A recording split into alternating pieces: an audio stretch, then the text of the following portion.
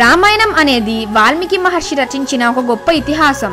ఇది కేవలం ఒక కథ మాత్రమే కాదు, ధర్మం, న్యాయం, ప్రేమ, త్యాగం వంటి మానవతా విలువలను తెలియజేసే ఒక గొప్ప గ్రంథం. బాలకాండ. అయోధ్యను పాలించే దశరథ మహారాజుకు 3 భార్యలు, కౌసల్య, సుమిత్ర, కైకేయి.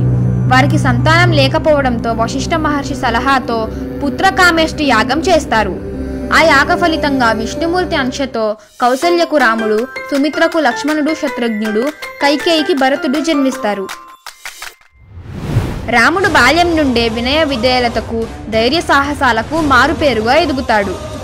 వశిష్ఠుడు, విశ్వామిత్రుడు వంటి గొప్ప గురువుల వద్ద వేదాలు, ధనుర్విద్యతో సహా అన్ని విద్యలను అభ్యసిస్తాడు. విశ్వామిత్రుడు తన యాగాన్ని రక్షించడానికి రాముడిని, లక్ష్మణుణ్ణి అడవిలోకి తీసుకువెళ్తాడు. అక్కడ తాటకి అనే రాక్షసిని సంహరిస్తారు. విశ్వామిత్రుడు రాముడిని మిథిలా నగరానికి తీసుకువెళ్తాడు. అక్కడ జనక మహారాజు సీతా స్వయంవరాన్ని ఏర్పాటు చేస్తాడు. స్వయంవరంలో శివధనస్సును ఎక్కుపెట్టిన వారికి సీతను ఇచ్చి వివాహం చేస్తానని జనకుడు ప్రకటించాడు. అనేక మంది రాజులు ప్రయత్నించినా విల్లును ఎక్కుపెట్టలేకపోతారు. రాముడు శివధనస్సును విరిచి సీతను వివాహం చేసుకుంటాడు. రాముడు శివధనస్సు విరిచిన వార్త విని పరశురాముడు కోపంతో వస్తాడు.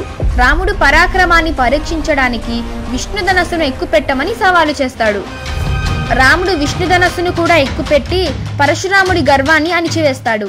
సీతారాముల వివాహం ఘనంగా జరుగుతుంది.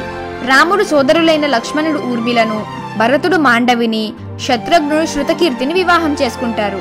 దశరథుడు తన కొడుకులతో అయోధ్యకు తిరిగి వస్తాడు. అరే ఫ్రెండ్స్, సబ్స్క్రైబ్ చేయండి.